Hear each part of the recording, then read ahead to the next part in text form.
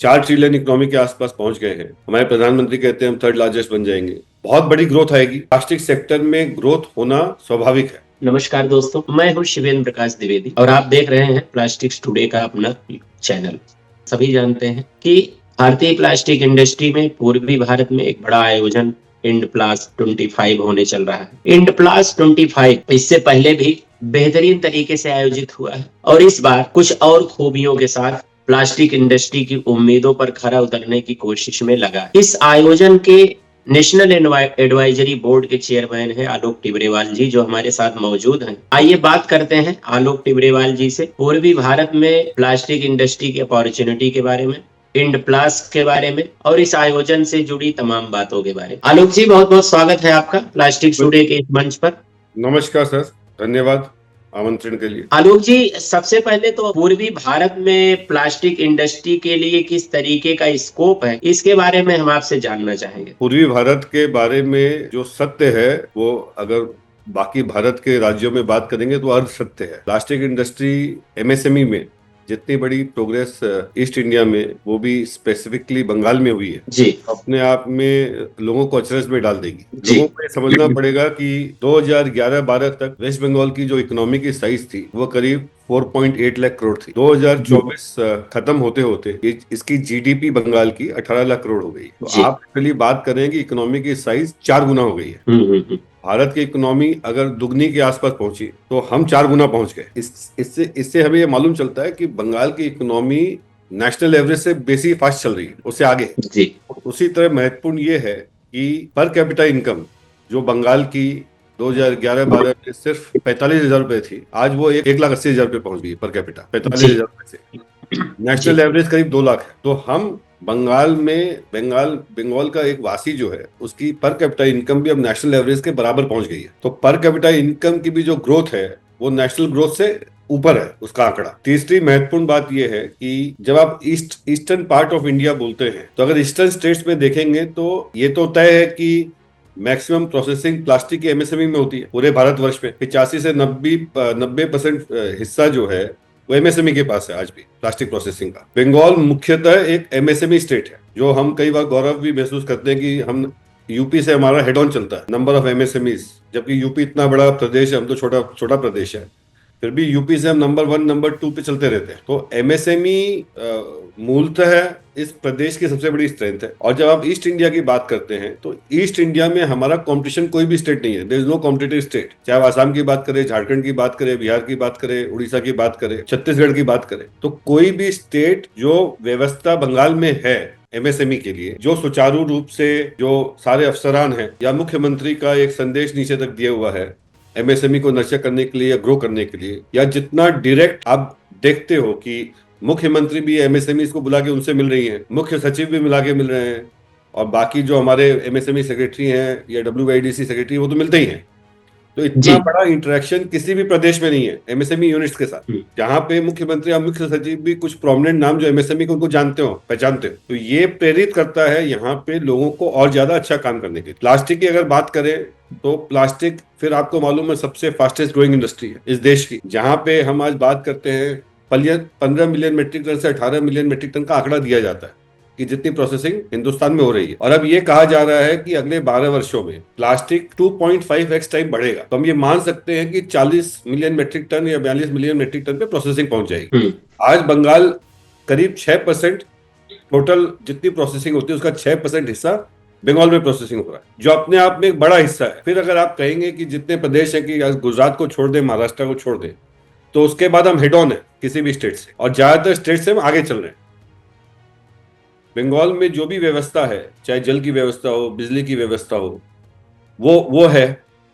Man power की व्यवस्था सबसे इंपॉर्टेंट, कि जहां पे पूरे देश में एक स्ट्रगल चल रहा है कि अच्छे लोग काम करने के हम कहां से लाएं, तो क्योंकि मूलतः बंगाल, उड़ीसा, बिहार ने लेबर्स दिए हैं पूरे इंडिया को इंडस्ट्री के लिए। अब जब उड़ीसा में डेवलपमेंट हो रहा है, बंगाल में डेवलपमेंट हो रहा है, तो ये लेबर वापस आ रहे हैं अपने होम स्टेट। इसीलिए आप क्राइसिस देख रहे हैं। बाकी स्टेट में जहां पे मैन पावर की बहुत स्किल्ड, सेमी स्किल्ड की क्राइसिस चल रही है, वैसा बंगाल में नहीं देखेंगे। क्योंकि जब आप पर कैपिटा इनकम ये बताता है कि इंडस्ट्री की ग्रोथ के साथ बंगाल की इंडस्ट्रियों का एपेटाइट हो गया है कि वर्कर्स को अच्छा पैसा दे नेशनल एवरेज के बराबर। तो पहले आदमी यहां से जाता था कि उसको पगार बेसी मिलती थी, अब ये हो गया है कि बंगाल के व्यक्ति को या बिहार का व्यक्ति बंगाल आता है, नेबरिंग स्टेट है, उड़ीसा वालों को भी सुविधा है बंगाल में, लैंग्वेज प्रॉब्लम नहीं है, खान पान बराबर सा है, तो उनको जब एक अच्छी पे स्केल पे यहाँ पे जॉब मिलता है तो वो जाना नहीं चाहते। तो मुझे तो कोई भी डाउट नहीं है कि बंगाल एक प्रोग्रेस पे है, और ये आंकड़े बताते हैं, ये आंकड़े तो मेरे भी नहीं है और वेस्ट बंगाल स्टेट गवर्नमेंट के भी नहीं है, ये तो इकोनॉमिक सर्वे के आंकड़े हैं जो भारत सरकार करवाती है जी। इसीलिए मुझे तो मैं तो काफी उत्साहित हूँ। आलोक जी, चूंकि पूर्वी भारत की जो प्लास्टिक इंडस्ट्री है, इसके ग्रोथ के लिए आपने काफी बेहतरीन काम किए हैं इससे पहले। अभी INPLAS25 के NEB चेयरमैन है आप, नेशनल एडवाइजरी बोर्ड के चेयरमैन है, तो आप किस तरीके के दायित्वों का निर्वहन कर रहे हैं इसके अंदर? मूलतः मैं एडवाइजरी का रोल कर रहा हूँ, क्योंकि INPLAS 2025 को फिर अशोक जाजोदिया जी वापस आ गया चेयरमैन, जो अपने आप में one of the most experience नाम है या व्यक्ति है एग्जीबिशन इंडस्ट्री का, जो सुचारू रूप से एक एग्जीबिशन चलाना जानता है। अभी हमारे जो प्रेसिडेंट हैं ललित जी, वो भी काफी पढ़े लिखे और अच्छे व्यक्ति हैं, जिनमें ठहराव है, बहुत मैच्योर्ड व्यक्ति हैं। तो हम सब मिलके INPLAS 2025 को हमने WIDC को वापस ऑन बोर्ड लिया। हम कोशिश ये कर रहे हैं कि बंगाल सरकार के जितने भी डिपार्टमेंट हैं, क्योंकि प्लास्टिक सब जगह लगता है, चाहे पोल्यूशन कंट्रोल बोर्ड हो, एनवायरमेंट मिनिस्ट्री हो, कॉर्पोरेशन हो, KMDA हो, आपका जल विभाग हो, PHE हो, हम कोशिश ये कर रहे हैं कि हर डिपार्टमेंट का अफसर जो डिसीजन लेता है वो जरूर पधारे एग्जीबिशन में, और वो देखे कि प्लास्टिक इंडस्ट्री की स्ट्रेंथ क्या और इनोवेशन क्या हो रहे हैं। तो आइडिया ये रहेगा कि हम एक एग्जीबिशन कर रहे हैं, हो रहा है ये कलकत्ता में, जिन्हें हम इसे बोलते हैं कि रिप्रेजेंट करता है पूरे ईस्ट को, कि चाहे असम हो, चाहे बिहार हो, चाहे हमारा उड़ीसा हो। क्योंकि अगर आप देखेंगे कि उड़ीसा में या आसाम में भी काफी इन्वेस्टमेंट कलकत्ता वासियों का लगा है, जो अलग अलग पॉलिसी की वजह से या मार्केट के हिसाब से वहां उन्होंने इन्वेस्टमेंट किया, लेकिन मूलतः ये इंडस्ट्री कंट्रोल कलकत्ता वालों से ही हो रही है। तो अच्छी व्यवस्था की गई है, और जैसा मैंने आपको पहले भी बोला कि आपको फोकस रखना पड़ेगा ऑन विजिटर। तो विजिटर सबसे इम्पोर्टेंट क्रम है एक सक्सेसफुल एग्जीबिशन में। मैं उसका सबसे पहला नंबर रखता हूँ कि अच्छे विजिटर आएंगे, जिसमें बिजनेस ट्रांजैक्शन होता है या इंडस्ट्री की क्रेडिबिलिटी बढ़ती है, वही एग्जीबिशन की सक्सेस है। बड़ी एरिया लेके एग्जीबिशन सजा लेना मतलब इजी नहीं है, लेकिन इम्पॉसिबल नहीं है। लेकिन अच्छे विजिटर आए एग्जीबिशन में, क्वालिटी विजिटर्स आए, जो लोग एग्जिबिट करें उनको फायदा हो, उनको भी समझ में आए कि नहीं वैल्यू एडिशन, उनको वो अपने घर लेके गए। प्लस जनरल लोग इंडस्ट्री के जो प्लास्टिक इंडस्ट्री में नहीं भी हैं, मैंने इनको ये एडवाइस किया कि जो लोग एक व्यवसाय खोज रहे हैं जहां पे वो अपना निवेश करें, वैसे व्यक्ति आपके एग्जीबिशन में आने चाहिए, चाहे वो अपनी इंडस्ट्री का नहीं भी हो। अगर हमारे टोटल विजिटर में 20% विजिटर में वैसा लाभ आते हैं, तो मैं समझूंगा कि हमारी कमेटी ने बहुत अच्छा काम किया। चूंकि INPLAS आयोजन में 2018 में आप प्रेसिडेंट थे उस समय, और बहुत ही बेहतरीन आयोजन हुआ था, तो पिछला जो आपका एक्सपीरियंस था, जो अनुभव था, उस अनुभव से आपने इस एग्जीबिशन में किस तरीके से जोड़ा है? पिछले से और क्या प्लस होने वाला है? पिछले से प्लस तो यही होने वाला है कि जो एक तो इंडस्ट्री इतनी मैच्योर हो गई है, तो 2018 और 2025 में इंडस्ट्री के प्रोडक्ट्स हो, इंडस्ट्री के एप्लीकेशंस हो या इंडस्ट्री की टेक्नोलॉजी हो, सब में बहुत बड़ा बदलाव आया। तो एक तो नई टेक्नोलॉजी लोग देखेंगे, और जैसे मैंने बोला कि वो हमने एक मुहिम चालू की थी 2018 में कि सरकार और सरकारी लोग वो एग्जीबिशन का हिस्सा बने। तो इस बार भी मुझे पूरा विश्वास है कि हमारी उद्योग मंत्री डॉक्टर शशि पांजा हैं, वो हैं, हमारी इंडस्ट्री सेक्रेटरी वंदना जी हैं, तो ये जरूर एग्जीबिशन आएंगे। पहले दिन शाम को हमने एक कार्यक्रम भी रखा है जिसको हम फॉर्मल लॉन्च बोल रहे हैं, जिसकी थीम है इन्वेस्ट बंगाल। अच्छा, इस बार अच्छा ये भी हुआ है कि प्लास्ट इंडिया की मैनेजिंग कमेटी मीटिंग भी हमारी 28 तारीख को कलकत्ता में है, और 1 तारीख को प्लेक्स काउंसिल की COA मीटिंग भी कलकत्ता में। तो अच्छे अच्छे व्यवसायी जो अलग अलग प्रदेशों में अपना काम करते हैं, जो अच्छे नॉलेज रखते हैं, जब वो आएंगे, उनका इंटरेक्शन जब हमारे लोकल लोगों से होगा, तो शायद उनका विजन भी खुलेगा हमारे लोकल लोगों का। तो हम कोशिश ये कर रहे हैं कि भारत से जितनी अच्छी संस्थाएं हैं, एपमा है, GSP में है, OPPI है, प्लास्ट इंडिया तो है ही, प्लेक्स काउंसिल है, इन सब से लोगों, कमेटी के लोगों को बुलाया जाए, उनसे 1-on-1 इंटरेक्शन उन लोगों का, क्योंकि हम आज भी काफी स्कोप है हमारे पास और आगे बढ़ने का। तो जो लोग ऑलरेडी आगे बढ़ चुके हैं, उनसे सब निजी संवाद होगा ना लोगों का, इस कॉन्फ्रेंस के दौरान एक्सपीरियंस शेयर करेंगे, तो मुझे लगता है उससे काफी बदलाव आएगा मानसिकता में हमारे यहाँ के लोगों। जी जी। INPLAS आयोजन की तरफ से आप प्लास्टिक इंडस्ट्री से क्या अपील करना चाहेंगे?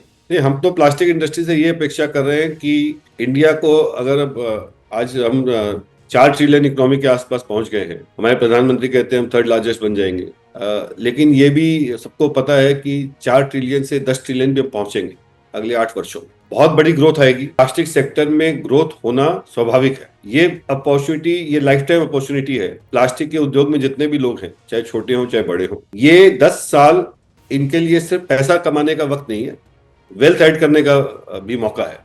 कि जब स्केलिंग अप आती है और आप स्केलिंग अप में अगर उस रेस में अगर आप पीछे रह गए तो आप जहां हो वहां नहीं रह सकते, या तो आप खत्म हो जाओगे या बहुत आगे बढ़ जाओगे। कोई भी व्यक्ति इंडस्ट्री में से, प्लास्टिक में नहीं, कोई भी इंडस्ट्री में हिंदुस्तान में अब वो जहां है वहां पे नहीं रह पाएगा, या वो अंत की तरफ जाएगा, या वो यहां से 3x 5x जाएगा। तो हर आदमी से यही निवेदन है कि गेयर्ड अप रहे, नई टेक्नोलॉजीज को आप अडॉप्ट करिए, अच्छा मैन पावर रखिए, अपने जितने सहकर्मी हैं उनकी प्रोग्रेस भी होनी चाहिए आपकी प्रोग्रेस के साथ, तभी ऑर्गेनाइजेशन बढ़ेगी। आप अकेले नहीं बढ़ सकते।